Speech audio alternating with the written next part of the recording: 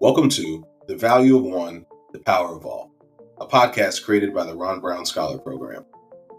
Since 1996, this organization has been investing in the next generation of African American leaders. And this podcast highlights the stories of the scholars, alumni, staff, and friends that make this program special.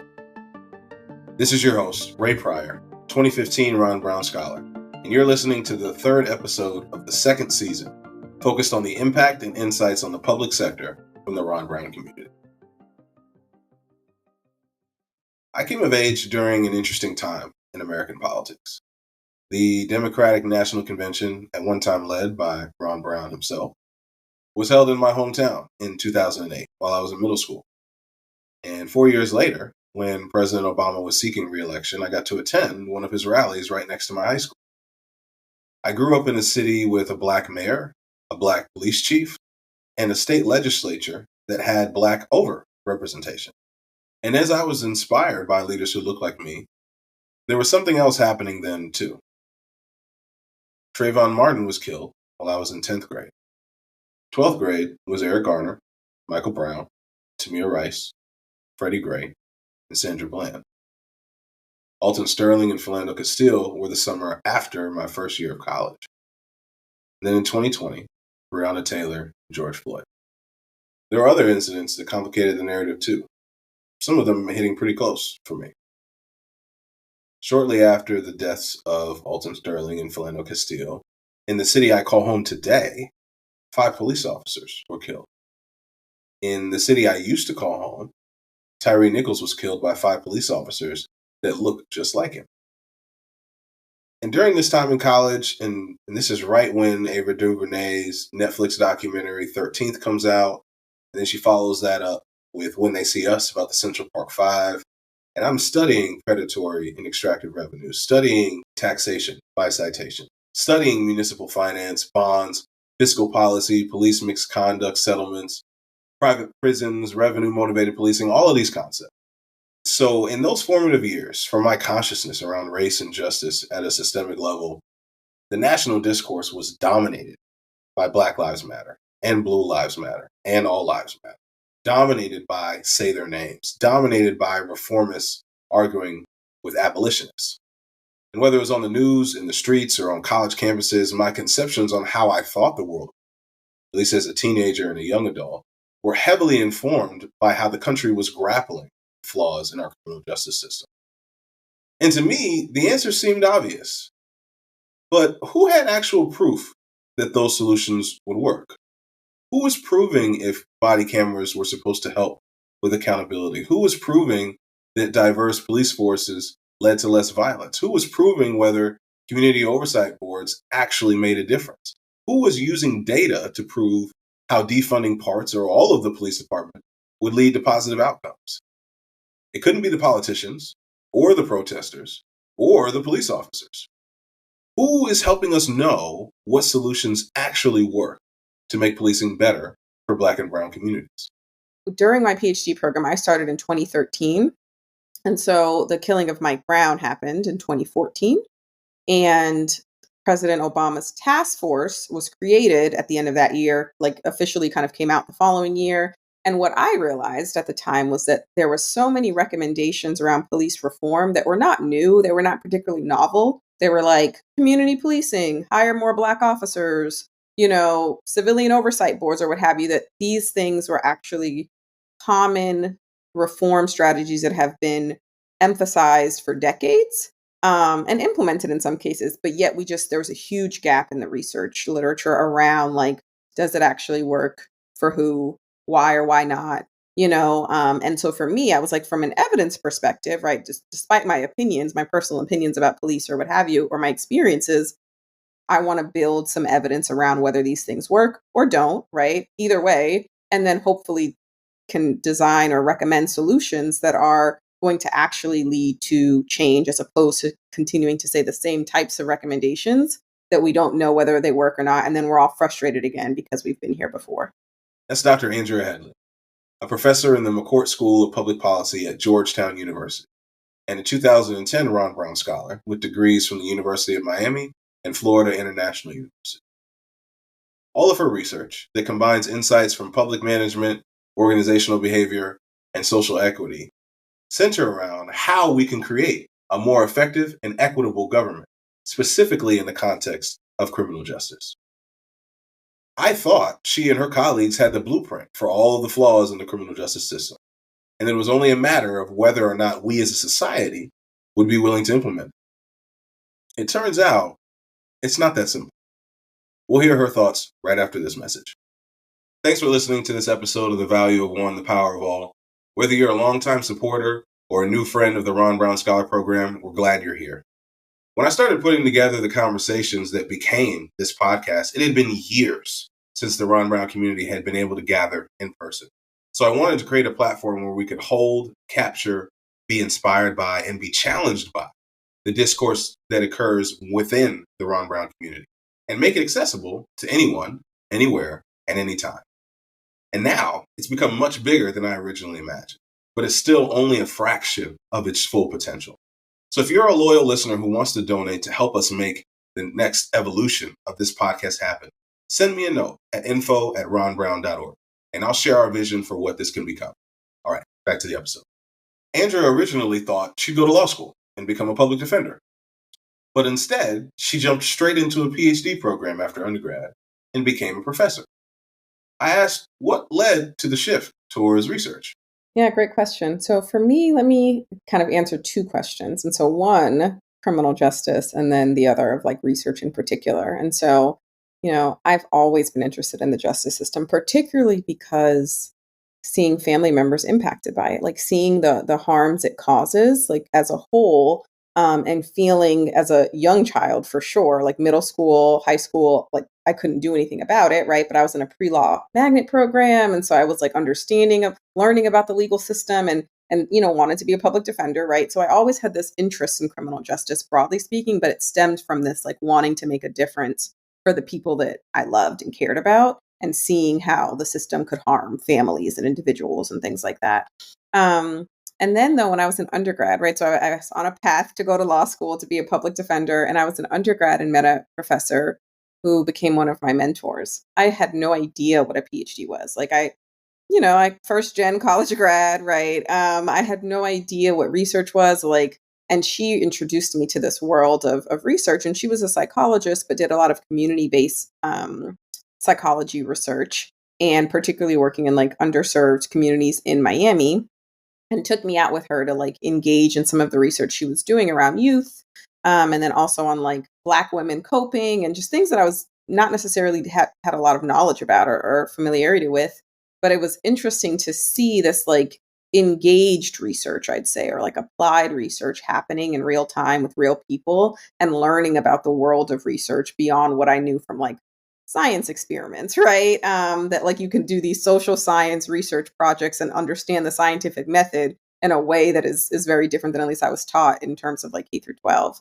And it was really her who pressed me. She pressed me on really challenging like why I want to go to law school. And for me, it was like, I want to make a difference. And she was just like, well, there's lots of ways you can make a difference that don't require you going to law school and don't require you like to be in a courtroom, right? Obviously, if you want to be in a courtroom in a very specific type of way, then like, yeah, a legal degree, is probably the way to do that. But if that's not the goal, if it's just like impacting public policies or impacting public outcomes or public service, then you can do that in different ways. And so she convinced me to apply to a PhD program. Again, had no idea what I was doing. I only applied to one. I don't recommend that, but only applied to one right after undergrad. And I was like, okay, if they pay for me to go to school, if I like get a fellowship, then I'll do it. And they did. And so then I started, again, having very limited understanding of what I was actually getting involved in, but knew that like I liked the idea of research and I liked applying it to the criminal justice system as a whole. So those were the two things I knew that I wanted to do. And, we can talk about all the things I learned during my PhD program that I didn't know before, but I would say those were the two things that I'm like, okay, this could be an avenue to impact change in a way that's meaningful and that uses evidence and science to like give more impetus to public policies or programs or decisions or what have you in the public sector. The same tragic events that had a big impact on me in high school were also having a big impact on her while she was pursuing her PhD. She was watching the concepts she was learning about in her coursework play out in real life in cities like Ferguson.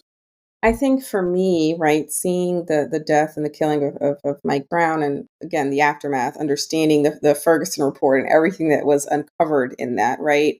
To me, again, it was this interesting moment where I was in this program that the department was the official title of the department is the Department of Public Administration and Policy, but we focused a lot on the administrative systems of government. And so, like, it was really on these, like, I was learning about all these theories in like organizational behavior or just like administrative governance and like things like discretion and bureaucracy and whatever, right?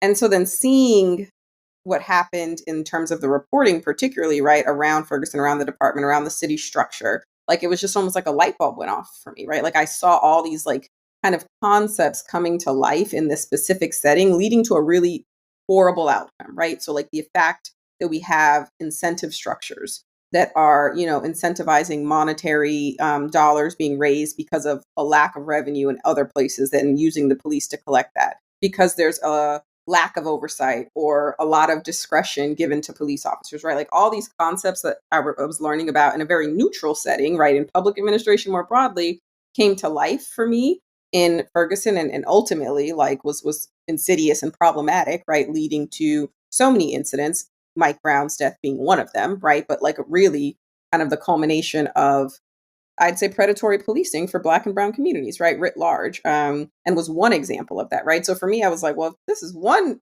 example, right? Like, imagine where else this is happening. But I think the thing that I took away from that too was like, if it's a systemic issue, I think, and I waver on this, right? Like, and we can talk about some of these like internal struggles of what it means to be a Black woman studying some of this also, right? But like, to me, at least, I've approached it as if it's a systemic or structural issue or organizational problem, then that system or organization can be changed, right? Like if we designed a system that led to these outcomes, then we can design a system that leads to different outcomes. This is kind of the approach that I've taken or have hoped, to take in terms of trying to think about policing as opposed to, some people want to say it's like the individual actors or like who we're hiring. It's the type of person, right? Where it's like, sure, it is that and also these other things. And like, I'm not necessarily in the business of changing people's hearts and minds, but I am for figuring out what we can do in terms of systems and structures and laws to hopefully regulate and hold departments and police officers accountable in ways that prioritize the safety of Black and Brown communities like other communities as well. And so I think that was for me kind of seeing those intersections come out so clearly in this case that was like, okay, maybe there's a way to study this and evaluate it from a organizational or administrative or systemic perspective that can allow for some evidence around some of these reforms that are being implemented. It had to have been a dizzying experience for her, watching specific acts of violence performed by specific people that led to a specific tragic outcome, but also knowing that nothing happens in a vacuum. And focusing all of your attention on the perpetrator could allow you to miss how they are just a pawn in the larger chess game of criminal justice that Black folks are usually losing. Let's talk about what it means to not only do the work that you do, but carry the multiple identities that you have.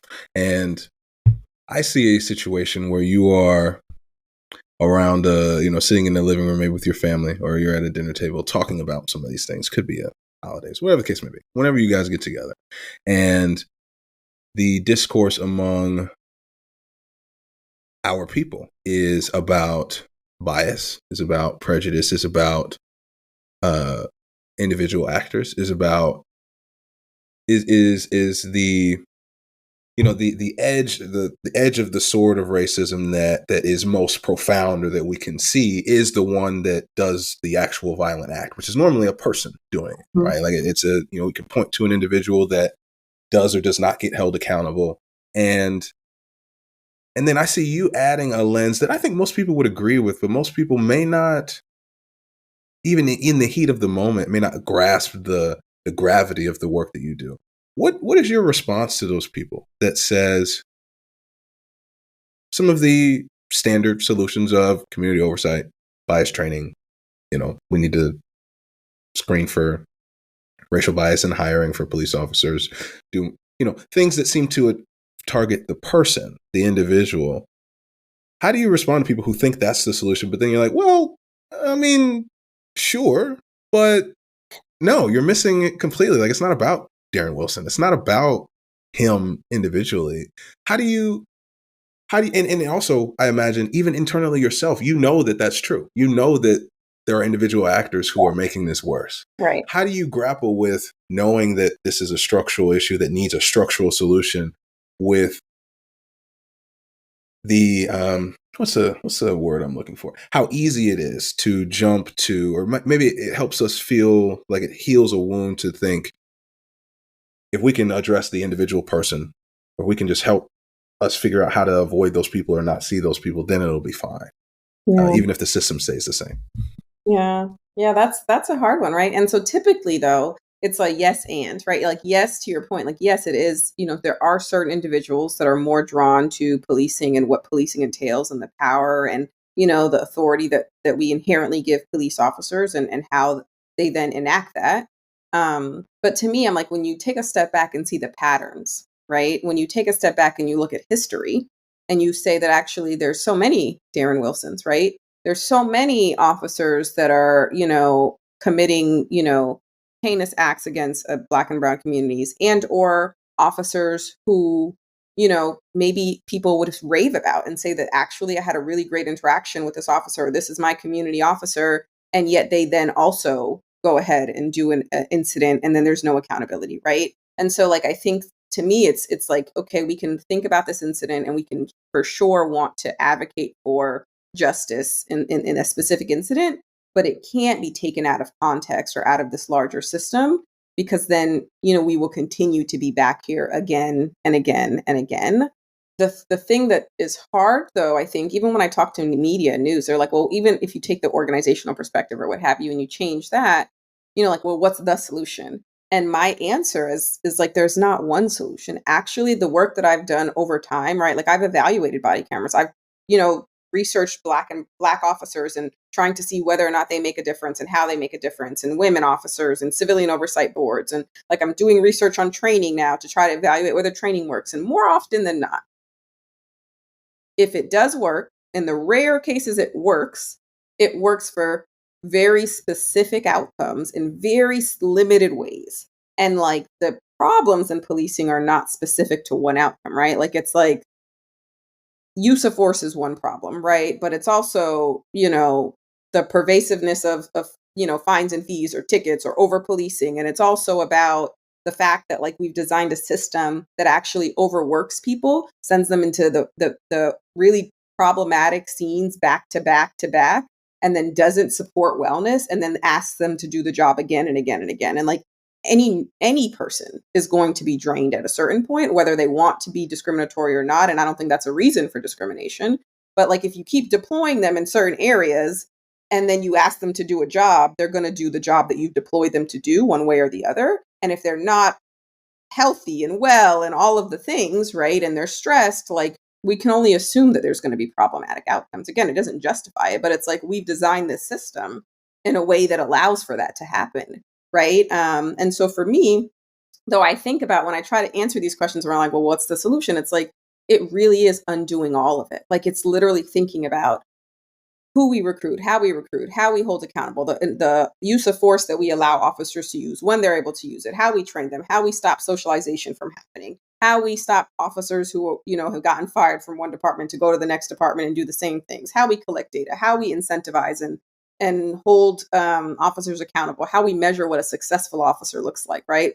It shouldn't just be arrests. It shouldn't just be crime rates, right? Like, and it's tackling every single part of the system and then changing it in order to really lead to different outcomes, right? Because at least for my work, I'm like, as soon as you do one thing, you see a problem in the next part, right? And I'm just like, like, we got to work on all of these things. But to me, I think that is, taking a step back from thinking about, the individual officer and thinking about the larger system is imperative, If you don't mind, let's walk through some of those solutions that are in public discourse all the time, and that most of the folks who just read them on headlines or hear about them at community meetings aren't actually looking at the empirical evidence around their effectiveness. Let's start with like things like body cameras, or even cameras on squad cars, and just the impact that video in the context of social media has really transformed these incidents to be very different than they would be if we didn't see them or the public didn't know about them. Do they work? When do they work? Is it worth us continuing to talk about them? What have you found with that in particular? Yeah, I think body cameras is, to me, such an interesting example to use. And I think it paints a picture to me that's so clear of why, you know, policy alone is not enough unless you're thinking about implementation within an organization as well. And so I'll tell you why I think that this is so important. And I try to drill this in my students, right? Like, policy implementation is where good policies go to die if you don't get it right, right? If you don't think about how they're implemented in the context of the actual organization. And so body cameras, in terms of what we know about them, by and large, body cameras have very limited effects on the outcomes that they were intended to work for, right? And so they came, cameras in general and surveillance technologies have been around for a really long time, but body cameras in particular came off of the hinge of killing of Black unarmed individuals, right? Particularly around trying to have transparency and accountability, ideally maybe even prevent some officer abuse of force or misuse of authority. And what we've seen in terms of the research is like very limited effects on things like use of force or arrest. Sometimes in certain jurisdictions, you've seen like short-term effects on police use of force. And so after a department or after a group of officers have gotten body cameras, the use of force declines. Over time, it increases back up. But that kind of narrative is similar to regardless of the outcome you look at. So complaints, use of force, arrests, tickets, etc.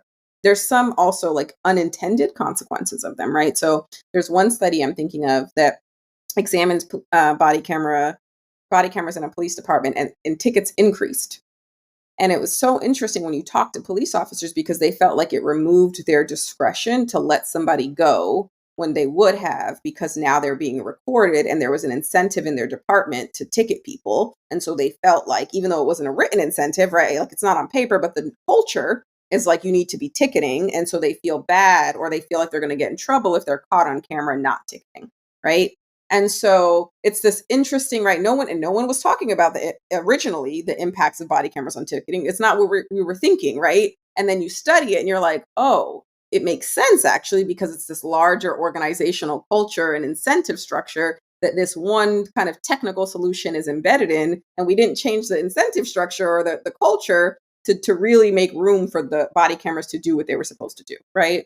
Similarly, when I did a study where I was like embedded in this police department, and they were pilot testing the body cameras. And so I would do ride-alongs with police, and I was in the meetings and trying to understand. And I mean, it baffled me to see actually, and this was early in the body camera deployment, like officers, pointing to their cameras to inform someone else when it's on, right? To like change your behavior, the camera's on, right? Versus, just acting as normal or trying to like adopt to the world of body cameras with not true meaningful change, right? But this like kind of maybe performative change, and seeing some of those things play out.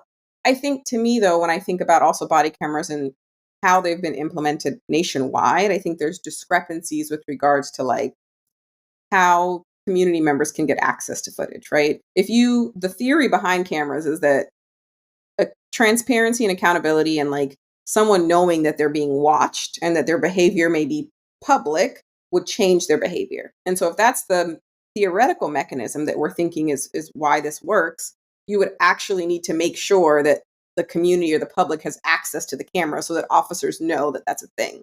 But if I know that no one's getting access to the cameras, then it doesn't really matter, right? Like it's only in these rare situations somebody then gets access, right? But if I know in the day-to-day, the amount of footage that's recording, how much officers are using it, like no one's checking these cameras, then it doesn't matter. And so what we've seen too is that cameras, now the narrative around body cameras has changed to It protects officers. It's good to use in court against people who are accused of crimes, as opposed to being used to hold officers accountable. Now it's being used against the members of the community in court to prosecute crime, right? And so this, to me, it's an interesting story of a reform that was intended for really good purposes. And I still think that having cameras is better than no cameras. So when you do finally get access, at least there's something. And I do think there's some transparency and accountability, but it only works if you follow through on that, right? And you have these other mechanisms in place that are actually going to facilitate that. And thus far, we haven't seen that happen, right? The intended purpose is not, it's not how it's actually being used in practice, writ large. Who do you think holds the power over the culture of a department, the incentives that they have, the environment that they create, who would facilitate a level of transparency with cameras in certain incidents, or even a culture around we consistently are reviewing footage and making sure that things are up to par? It's clear that it's not the politicians who do that, or even the policy makers or architects or designers like yourself. Who, when you're sitting and doing ride-alongs or you're going back to the department, who do you think actually holds the power to change that organizational part, like you're talking about? Who shifts the culture of a police department? Is it chief? Is it the mayor who hires a chief? Is it who's in charge here? Really, is kind of what I'm asking. Who holds the cards to fix that problem that you just described? Yeah. Who's in charge? So I think there's a couple answers. Leadership for sure matters. So I do think the leader sets the tone in the department, particularly because of the hierarchical nature and the paramilitary structure of police departments, right? Like if the chief says something, that's what goes. The struggle with this, though, is that police chief tenures are very short. 2 to 4, 3 to 5 years max, right? Like, and even then it's like, oh, wow, you've been around a long time. So everyone also knows that you can outlive, culture persists beyond a specific leader, right? And similarly, right, with elected officials, right? Like, there's some places where, elected officials hold power for a long time, but it's not necessarily the case all the time, right? And you're always balancing competing interests with voters and what different parts of the community want, right? And so that's a whole different, like what voters you're actually paying attention to, right? And how power and dynamics play a part in that. But for me, I think that kind of understanding the short tenure of leadership, it's like culture doesn't change in 2 to 4, 3 to 5 years. Like we know that. And so like realistically, they're not empowered long enough to do the type of change that would require in an organization that persists over time. And so that's why you'll see some of these, yes, we got body cameras. And then 4 years later, it's not implemented the way it was intended because now there's a new chief, there's new priorities, there's new what have you, right? We see particularly in places where like, the narrative this year had been like, gun violence is on the rise, right? And so like shootings are on the rise. And so how that narrative comes to play with also accountability and reform, they're almost at odds, right? It's like, oh no, if gun violence is on the rise, we need more police, we need more resources here. We're not worried about things like ensuring body cameras are doing what they're supposed to do, or ensuring some reform is supposed to be happening, right? Because rightfully so, right? Nobody wants to deal with violence and loss of lives, particularly in Black communities, right? At the same time. The other thing I'll say, though, about who holds the power, unions. I mean, collective bargaining agreements are so strong and so tight in certain areas in particular and those people, like unions, are there for the long haul, right? They're not there for these short tenures and things like that. And so I think some of these things also you see come to bear with, like any union, right? Like I think in certain contexts, we're all pro-union, right? Teachers unions, right? Like there's certain concepts where like, yes, but like unions are established to protect their workers, right? That is what they are. And so at the end of the day, the unions are working in favor of protecting their frontline police officers in particular who are doing the job that they're doing. And that is what their interests are.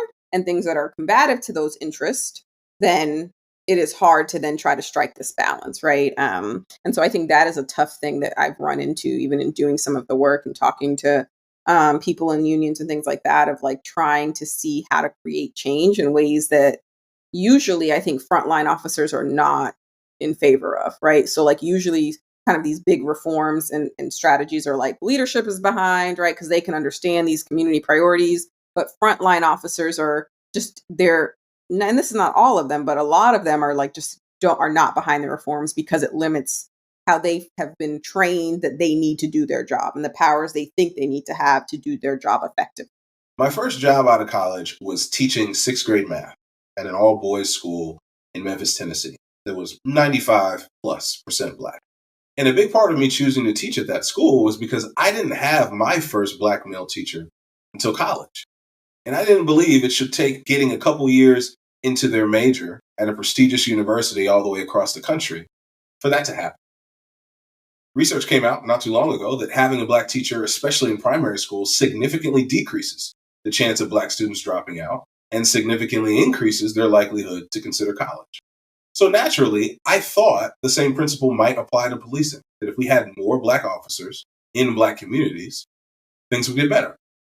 Here's what Andrea shared about doing a ride-along with 2 Black officers. Yeah. And so I like to say it does make a difference. Like having Black officers or officers from a community, right? Whatever community it is, whether it's a Latino community, what have you, that look like you, that understand the cultural dynamics in a neighborhood, that maybe speak the language or speak the vernacular or whatever, right? Don't assess somebody's loudness as threatening, is important.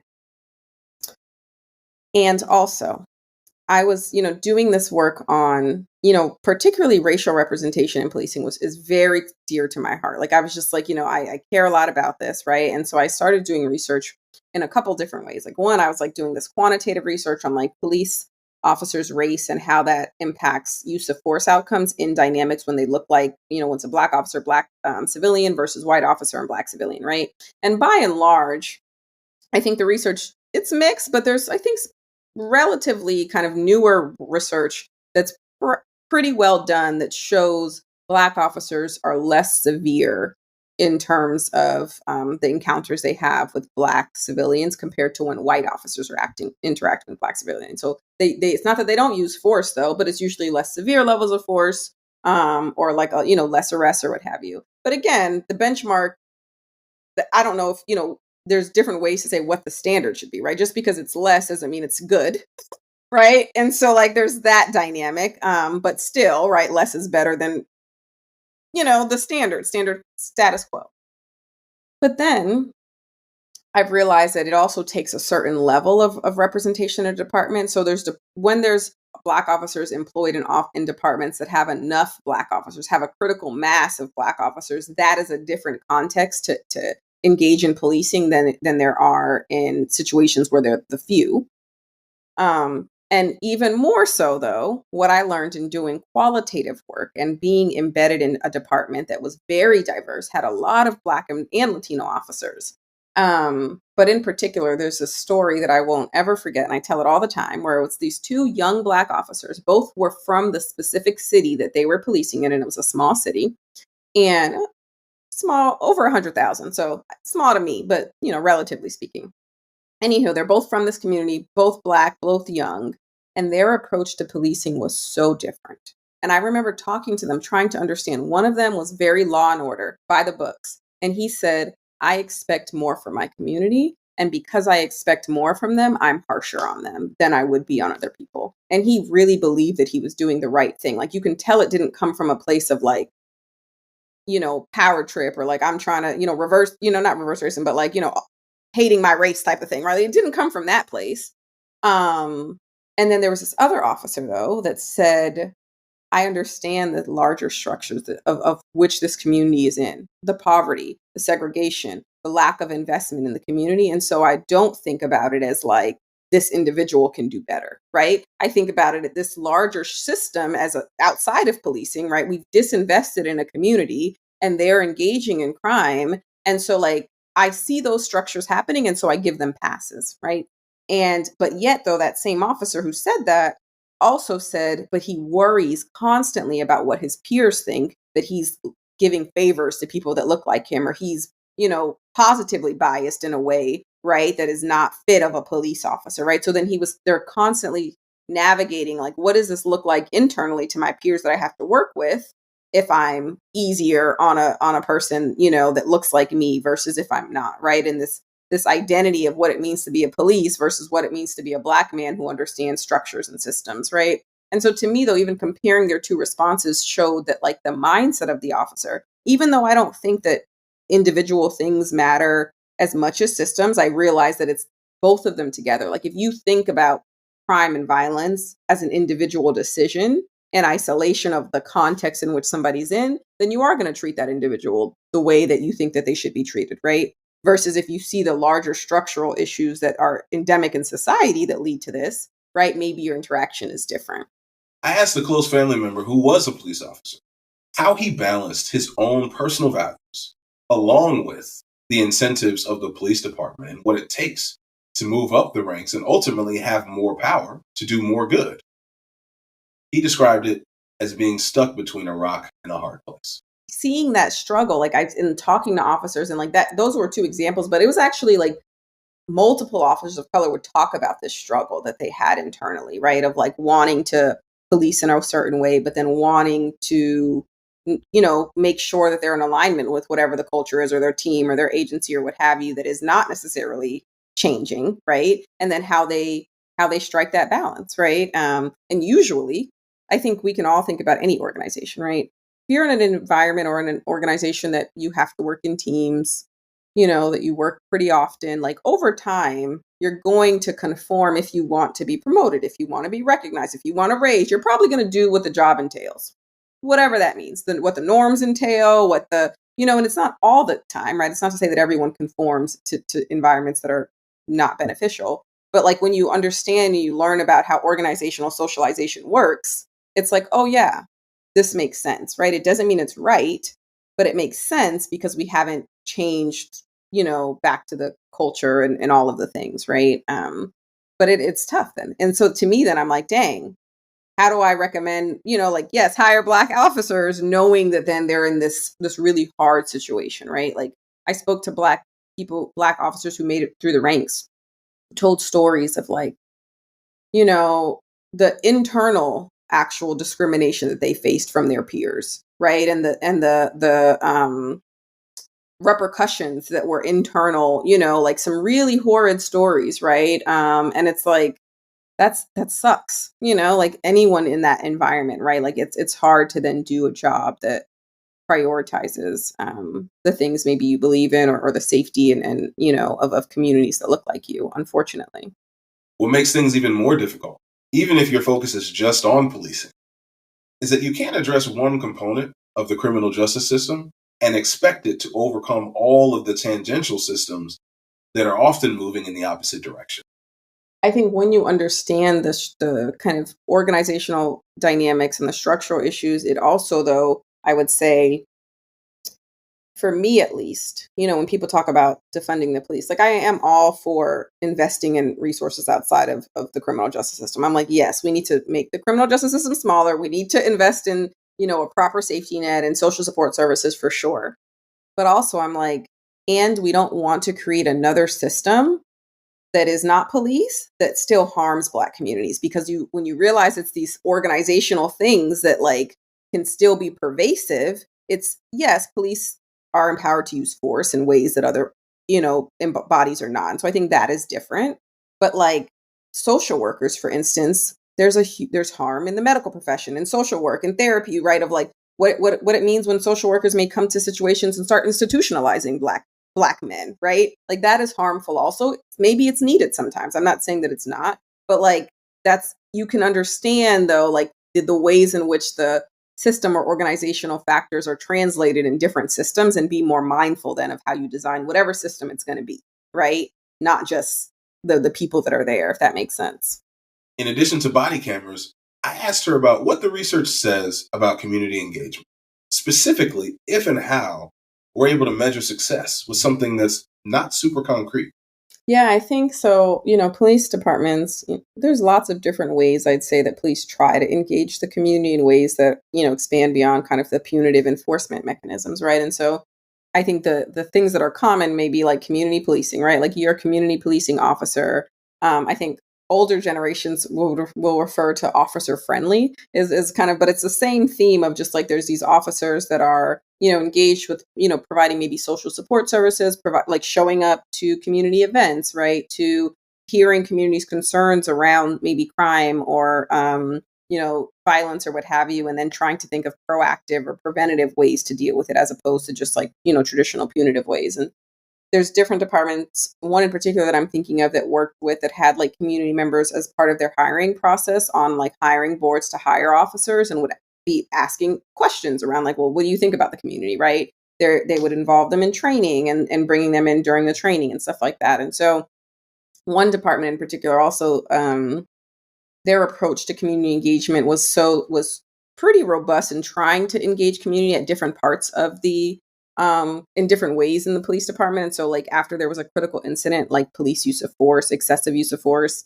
or police shooting, they would bring in the community leaders. They had a list of community leaders they would reach out to first, and before they talked to the media, before they talked to anyone, they would bring them into the department and like show them videos, show them everything, to try to establish, regardless of again the right or wrong of the incident, try to establish some trust and accountability there, right?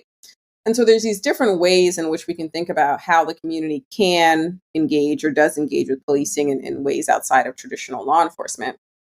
But measuring it is super tricky, right? Right now, at least there's some like survey measures to your point of like how you can look at community perceptions after, whether it's an event or an interaction or what have you, that's more, positive, if you will, and see like how the community felt about it. But even those I think are they're hard to do writ large. And there's some different companies that have been trying to like design at scale surveys that are quick and easy to gauge kind of community perceptions of police interactions. Some people have tried to measure like complaints, right? Like if there's departments that have less complaints, then maybe they have better community relations. But I think for me, in spending some time in communities, the hard thing is like what the questions you ask and who you're asking, right? And so the people that are showing up to the neighborhood, neighborhood resource zone meetings or the housing meetings, and their different groups are probably not the ones that are engaged in or experiencing the act of policing in terms of like not enforcement, right? And so like when you're thinking about the harms of policing, you also want to be making sure that you're trying to then minimize it for groups that have historically negative relationships with departments, and how you reach those people is very different than how you'd reach the Boys and Girls Club, the Urban League. And I think those types of engagements matter, right? They still are important, but it's a very different dynamic, right? If you're continuously interacting with community leaders who are in these positions and you're not speaking to the, families that are experiencing, stop and frisks in their neighborhood for lack of better terms or something like that, right? And so I think that is the tricky part of like what the reach is of some of these things, like who you're reaching, how you're even usually those, communities that have negative relationships with departments don't want to engage for good reasons, right? Like they don't want, and so like how you bridge that gap to then try to start building trust, I think is where a lot of departments fall short in. And some of the survey measures are interesting because I've seen like from communities, and have heard this from communities of even like, yeah, we think going back to body cameras may make the department more transparent and accountable, and we want that, but we don't think it's going to lead to trust. And so like, and to hear community members, right? Like they know what they want, right? They know what they need. And they're saying like, there's distinctions between me thinking that this is a more accountable department or a more transparent department, and I can say that, but it doesn't mean I trust you still, right? And so like even how we then try to think about trust and actual positive relationships and that requires different things. That's not reforms, right? Like they're saying, no, just because you decrease some bad stuff don't mean you're increasing anything good here either, right? And those types of things require different activities. And so the questions of even like what you're measuring and how you're measuring community perceptions, right? And what you're using as the standard of like, we've improved is important. Andrea also spent some time studying officer training in hopes that finding a new way to teach policing could lead to better outcomes. Turns out there's not much research out there at all on officer training. I think the interesting thing about training is that like it's such a gap in the literature. Like there's so little research on training and like evaluating training of police departments, even like opening up how they're trained, right? Like I know because I spend time in departments that more often than not, it's an overwhelmingly large amount of training is on force, use of force, right? And so, but like even understanding like what goes into it and whether it's effective, what's being taught is just a black box, right? And so that's problematic in and of itself. But some of the trainings that I feel like have that are maybe a little newer, de-escalation training, crisis intervention training, which is usually around people who are, experiencing a mental health crises, for instance. Those types of trainings have been shown to be promising. Like officers, when they have those trainings that are focused on like communication, using nonverbal and verbal communication to de-escalate as opposed to relying on solely use of force, or like how you can see the signs of someone who's struggling with a mental health illness and not interpret that as a threat to your safety, for instance, right? Those have shown to be pretty promising in terms of like the officers who have those trainings are using less force, they're resolving incidents better, for instance. But those trainings are not necessarily required writ large across the United States, right? There's no one body that is requiring training. Like different states have different requirements, and accreditation bodies may have different requirements, but writ large, there's no national training standards. And what we do know is that field training, so officers get academy training and service, and they get field training where they're working with an officer that they learn from on the job, right? That field training by and large has the most impact on how officers then perform their job later on. And so there's been some work that talks even about like how these, like when officers are working with other officers who have misconduct allegations, they're more likely in the future to then also be caught up in police misconduct, right? It's like this interesting network effect that happens because of who you learn from, right? And how you learn and what goes out the door from the books that you've learned and what really happens when you're actually in the field as a practitioner, give or take, right? And doing the job. And there's almost like, it's very few research studies have even been able to assess field training in ways that are like really rigorous to show how to even change it. So what you got to understand it to change it, right? And like, because it's such a black box, but we do know it has the largest impact on new officers, right? And so I'm always thinking like, I think training is important, and it's an avenue that we need to change. Like it shouldn't overwhelmingly be around force, right? Like we should be thinking about other ways to engage and train officers. I asked Andrea a more personal question. How does she separate Andrea, the Black woman with her own beliefs, opinions, and experiences with policing, and Dr. Headley, the impartial researcher and professor at Georgetown? That sounded like an impossible task. There's also this interesting role, like as a researcher. So like as a researcher, I'm objective, supposedly. I usually say that there's no researcher that is objective, right? The types of questions you ask, the hypothesis you test are all informed by something. But I think, on one end, when I evaluate things, I try my best to evaluate it in ways that let the data speak for the effectiveness, right? Not necessarily my opinion of whether I think it works. But it's also as a Black woman has a lived experience and familial experience of engaging with the justice system, like I have opinions about it, right? And so, I see there's like some projects that I've worked on where like I don't know if it will work. Like I'm actually very doubtful that it actually will do anything substantively, or long term, right? I think if anything, it might have a short term impact. But yet I'm like, okay, my role here is to provide the research to determine whether it does or does not. Right. And so trying to take a step back to say, like, let's evaluate it and see. And then whoever makes the decision about whether we continue to do this or not, right, hopefully can make it based on the evidence. Right. So if it doesn't work, we should stop doing it. Right. And so active bystandership training there's a project that I'm working on active bystandership training, which 400 departments have done. So on peer intervention, the whole goal is that like George Floyd, when the peers who were standing around watching him, that shouldn't have happened. Like someone should have been like, get your knee off of his neck, right? Like grab the officer up. It shouldn't have been like, oh, we're all just here standing by. So the idea is that you would intervene when you see your fellow officer doing something that you know is inappropriate, right? And how you disrupt the culture and how you change the culture so that someone feels comfortable, to all the points you made earlier around like trust and the brotherhood and the sisterhood and all the things, but like how you can create a culture that allows for intervention to be seen as positive. hundreds of departments have done it, and I'm working with a center who like leads the training, and they brought me on, and they hired a research director as well to start evaluating it, because it's like, how do we have hundreds of departments doing this and we have no idea of whether it works or not? We have no idea if it made any change. We have no idea. And like, if you ask any of the people in the center, they said like, yeah, that's why we hired a research director. We have projects because they want to know. But it's just like this interesting thing of just like, when these reforms, they take off and they spread like, wildfire. And it's like departments check the box. I did this training. And then we just don't know it all. Right. And they've said too, like, we want to know, because if it doesn't work, we hope it does, right? We hope the departments are doing something different. But if it doesn't, then we should stop doing it, right? Like, we should not be continuing to recommend this. Something I pieced together in all of the different types of places that you've talked about doing your work. There is no national, like policing doesn't happen on a national level.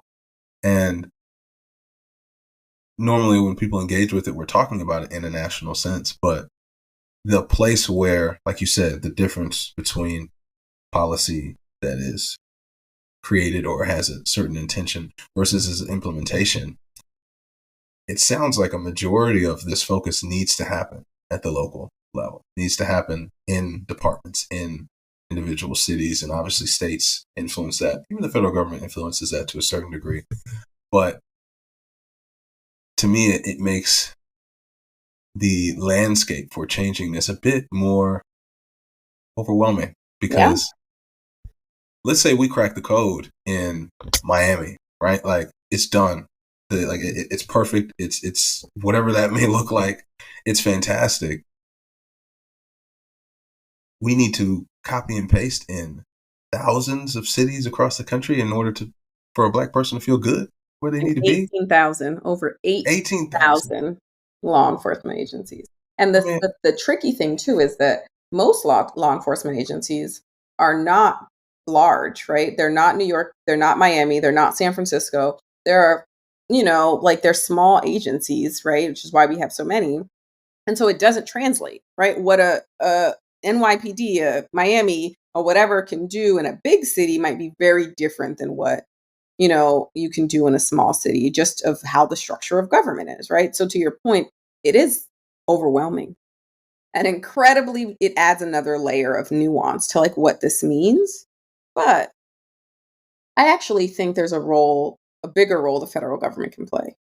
I think what we've seen, to your point, is that like policing, we have a decentralized government for good reasons, right? That local governments should respond to the needs of their local community for sure, right? And the way our elected offices are set up, right? There's lots of reasons for that. However, what happens in one locality across the United States affects policing everywhere. Police know it, and communities know it, right? And so, like, when we've seen the incidents after Ferguson, we've seen the outrage after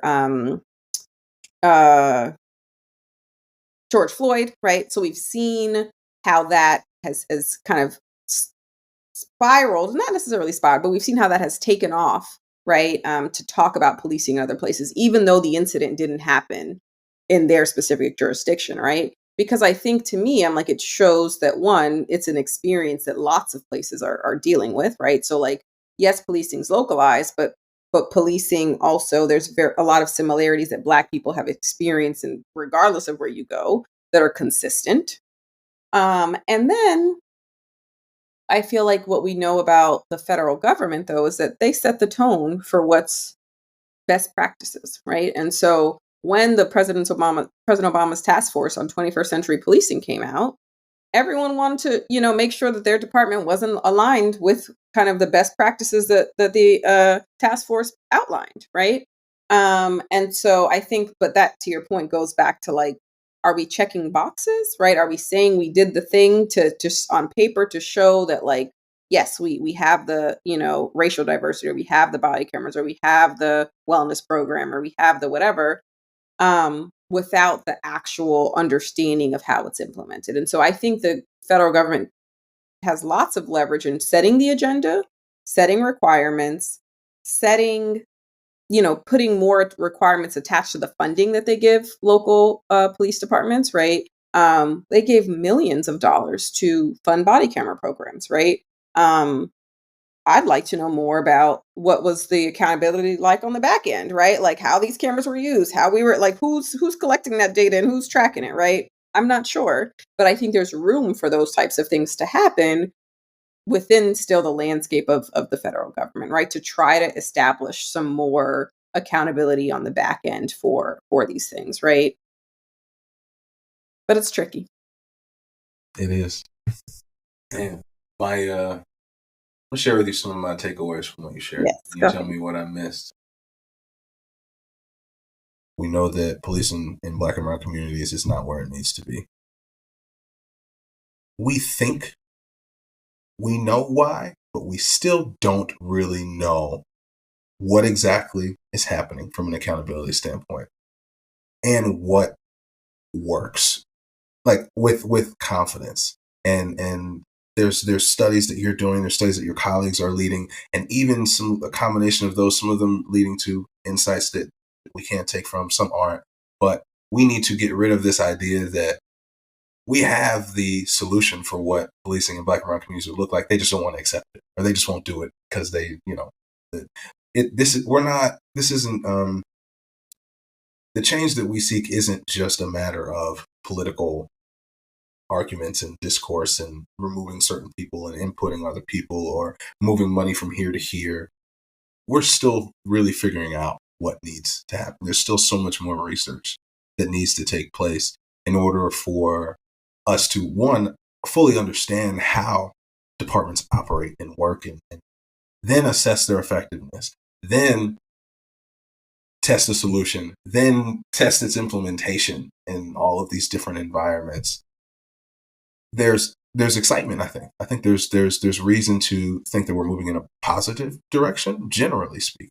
And you can correct me if I'm wrong, but that there's so many more people who need to enter this, so many more people who need to get on board, so many other systems that are connected to it that we touched on all of these other things, but we didn't even discuss how all of these other public systems influence policing.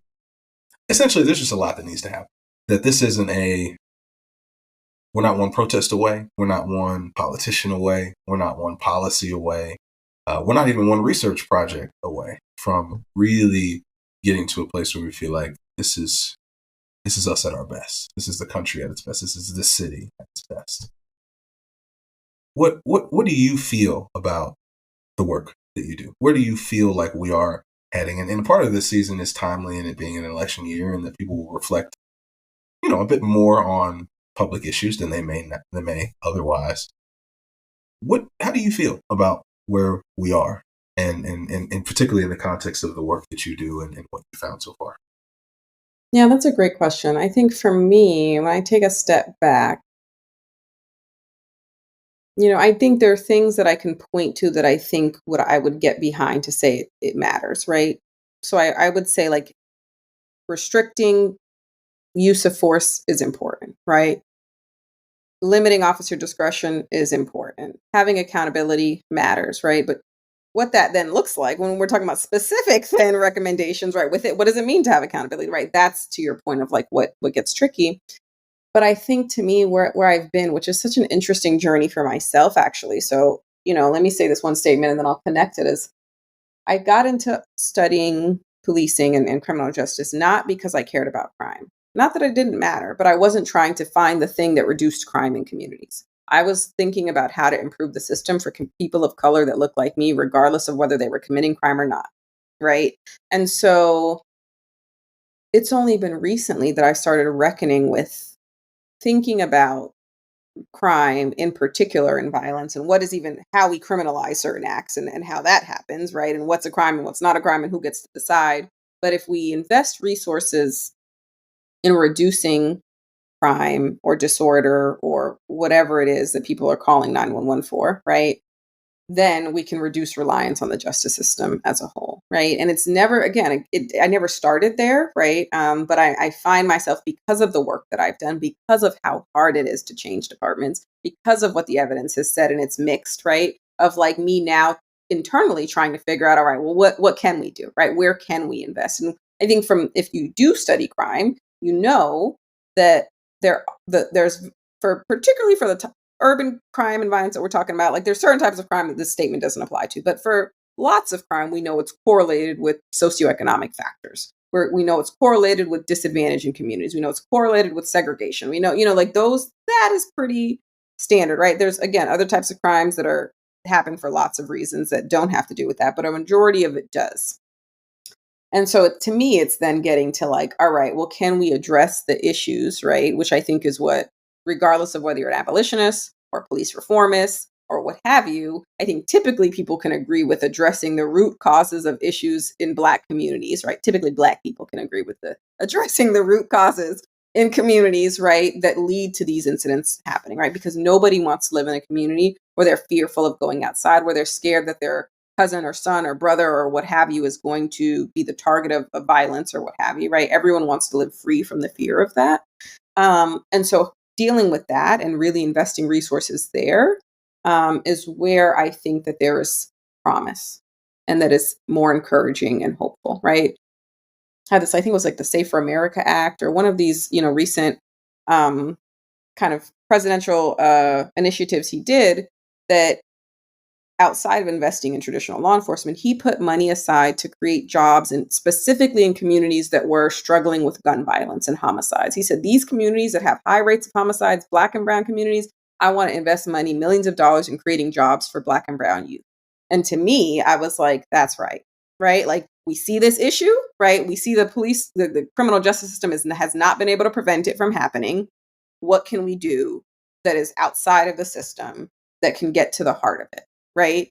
And so to me, I think that is where I found myself thinking a lot about lately and trying to think about what I want to do in terms of research and evidence from that perspective, but also where I think that there is promise in making a difference for, the harms of the criminal justice system more broadly if we reduce contact by reducing experiences of crime and violence in communities.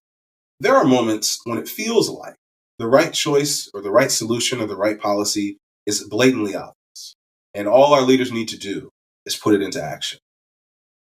And around election time is usually when political candidates push this narrative, making it seem as if the country is one major decision away from getting better. It's easy to get frustrated by our political process and our legal systems when it seems like we know exactly what we should do, but we're deciding not to take action, or taking action takes way longer than we think it should. But the truth is that it's not always that simple, especially for the most complex and systemic problems. We don't often actually know what the right thing to do is, at least not with 100% confidence. Experts like Andrea know that's probably not what the public wants to hear, but it's certainly a message we need to hear, now more than ever.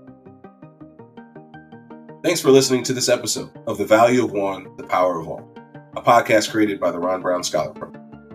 If you want to hear more inspiring conversations like this one, don't forget to click subscribe on your favorite podcast platform. And to learn more about the organization, check us out at ronbrown.org.